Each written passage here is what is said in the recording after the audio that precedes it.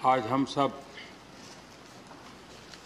सदन के सभापति और देश के उपराष्ट्रपति आदरणीय श्री वेंकैया नायडू जी को उनके कार्यकाल की समाप्ति पर उन्हें धन्यवाद देने के लिए उपस्थित हुए हैं।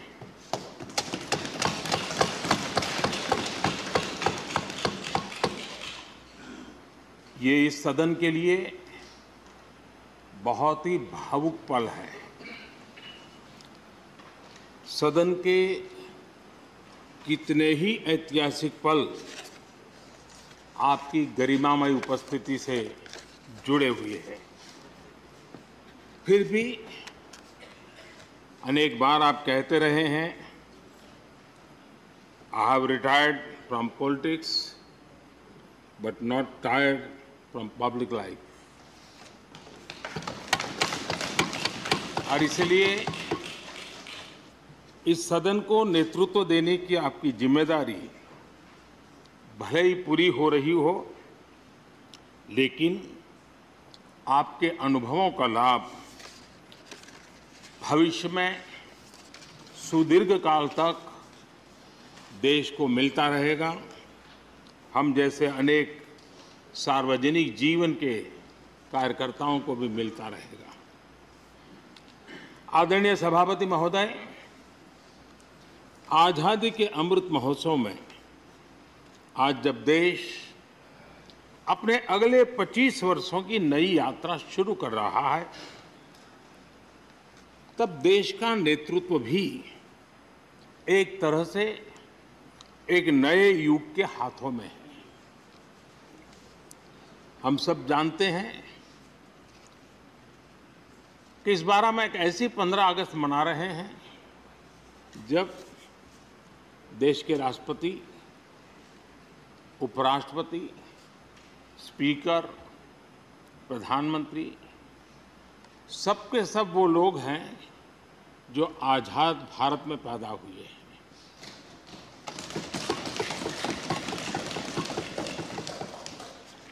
और सबके सब बहुत ही साधारण पृष्ठभूमि से आते हैं। मैं समझता हूं उसका अपना एक सांकेतिक महत्व है, साथ में देश के नए युग का एक प्रतीक भी है।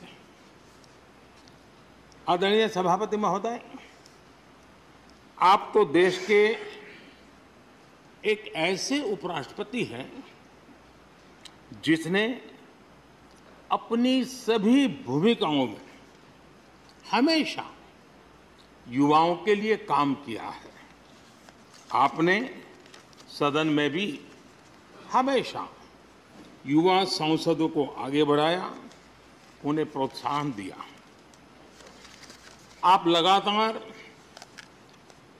युवाओं के संवाद के लिए यूनिवर्सिटीज और इंस्टीट्यूशंस लगातार जाते रहे हैं।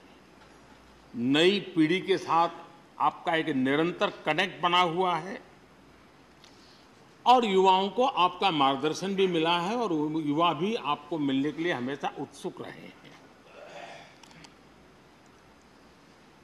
इन सभी संस्थानों में आपकी लोकप्रियता भी बहुत रही है। मुझे बताया गया कि वाइस प्रेसिडेंट के रूप में आपने सदन के बाहर जो भाषण दिए, उनमें करीब करीब 25% युवाओं के बीच में रहे हैं। ये भी अपने आप में एक बहुत बड़ी बात है। आदरणीय सभापति महोदय, व्यक्तिगत रूप से मेरा ये सौभाग्य रहा है कि मैंने बड़े निकट से आपको अलग अलग भूमिकाओं में देखा है। बहुत सारी आपकी भूमिकाएं ऐसी भी रही जिसमें आपके साथ कंधे से कंधा मिलाकर कार्य करने का भी मुझे सौभाग्य मिला है। पार्टी कार्यकर्ता के रूप में आपकी वैचारिक प्रतिबद्धता रही हो, एक विधायक के रूप में आपका कामकाज हो, सांसद के रूप में सदन में आपकी सक्रियता हो, भारतीय जनता पार्टी के अध्यक्ष के रूप में आपका सांगठनिक कौशल्य और लीडरशिप की बात हो, कैबिनेट मंत्री के रूप में आपकी मेहनत, नवाचार का आपका प्रयास और उससे प्राप्त सफलताएं देश के लिए बहुत उपकारक रही है, या फिर उपराष्ट्रपति और सदन में के सभापति के रूप में आपकी गरिमा और आपकी निष्ठा। मैंने आपको अलग अलग जिम्मेदारियों में बड़े लगन से काम करते हुए देखा है। आपने कभी भी किसी भी काम को बोझ नहीं माना।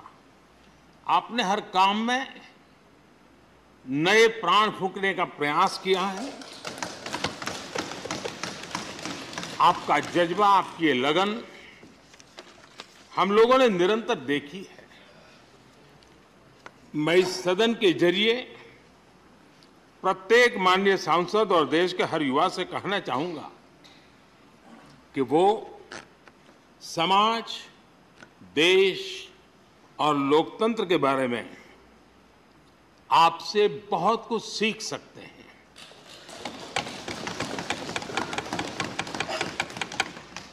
लिसनिंग, लर्निंग, लीडिंग,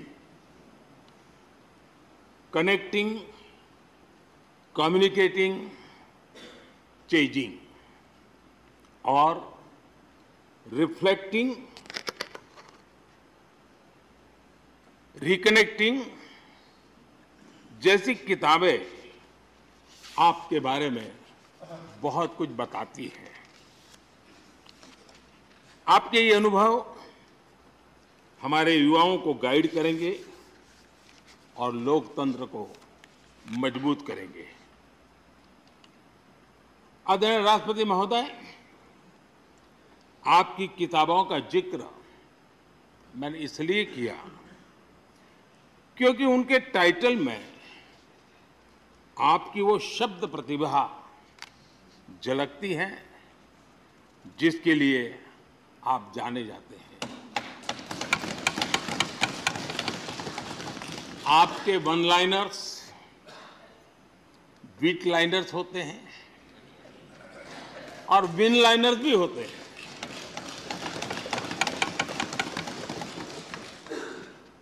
यानी उसके बाद कुछ और कहने की जरूरत ही नहीं रह जाती।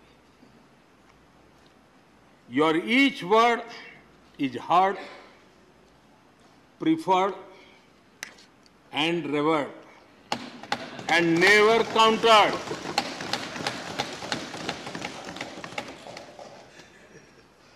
कैसे कोई अपनी भाषा की ताकत के रूप में और सहजता से इस सामर्थ्य के लिए जाना जाए और उस कौशल से स्थितियों को दिशा मोड़ने का सामर्थ्य रखे। सचमुच में आपके इस सामर्थ्य को मैं बधाई देता हूं। साथियों, हम जो भी कहते हैं वो महत्वपूर्ण तो होता ही है, लेकिन जिस तरीके से कहते हैं उसकी अहमियत ज्यादा होती है।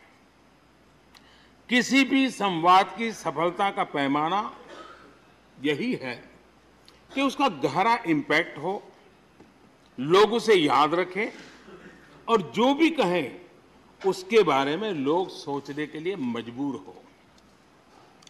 अभिव्यक्ति की इस कला में वेंकैया जी की दक्षता, उस बात से हम सदन में भी और सदन के बाहर देश के सभी लोग भली भांति परिचित हैं। आपकी अभिव्यक्ति का अंदाज जितना बेबाक है उतना ही बेजोड़ भी है। आपकी बातों में गहराई भी होती है, गंभीरता भी होती है। वाणी में बीट भी होता है और वेट भी होता है, वार्मथ भी होता है और विजडम भी होता है। संवाद का आपका तरीका ऐसे ही किसी बात के मर्म को छू जाता है और सुनने में मधुर भी लगता है। आदरणीय सभापति महोदय, आपने दक्षिण में छात्र राजनीति करते हुए अपना राजनीतिक सफर शुरू किया था। तब लोग कहते थे कि जिस विचारधारा से आप जुड़े थे उसका और उस पार्टी का निकट भविष्य में तो दक्षिण में कोई सामर्थ्य नजर नहीं आता है, लेकिन आप एक सामान्य विद्यार्थी कार्यकर्ता से यात्रा शुरू करके और दक्षिण भारत से आते हुए उस पार्टी के राष्ट्रीय अध्यक्ष के शीर्ष पद तक पहुंचे। ये आपकी एक अविरत विचार निष्ठा, कर्तव्य निष्ठा और कर्म के प्रति समर्पण भाव का प्रतीक है। अगर हमारे पास देश के लिए भावनाएं हो, बात कहने की कला हो, भाषाई विविधता में आस्था हो, तो भाषा, क्षेत्र हमारे लिए कभी भी दीवार नहीं बनती हैं। ये आपने सिद्ध किया है। आदरणीय सभापति महोदय, आपकी कही एक बात बहुत लोगों को याद होगी, मुझे तो विशेष रूप से याद है। मैंने हमेशा सुना है आप मातृभाषा को लेकर के बहुत ही टची रहे हैं, बड़े आग्रही रहे हैं, लेकिन उस बात को कहने का आपका अंदाज भी बड़ा खूबसूरत है।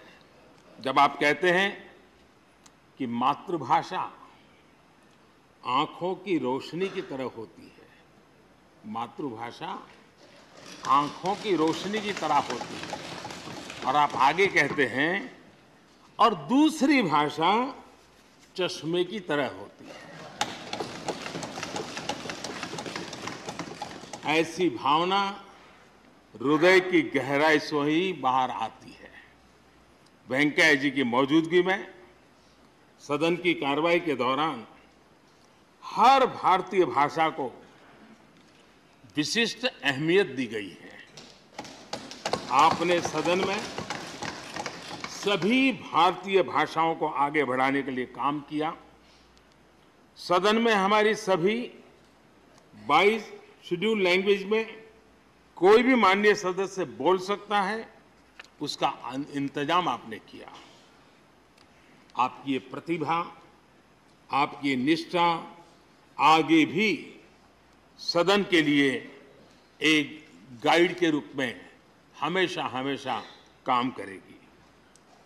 कैसे संसदीय और शिष्ट तरीके से भाषा की मर्यादा में कोई भी अपनी बात प्रभावी ढंग से कह सकता है, इसके लिए आप प्रेरणा पुंज बने रहेंगे। आदरणीय सभापति महोदय, आपकी नेतृत्व क्षमता, आपके अनुशासन ने इस सदन की प्रतिबद्धता और प्रोडक्टिविटी को नई ऊंचाई दी है।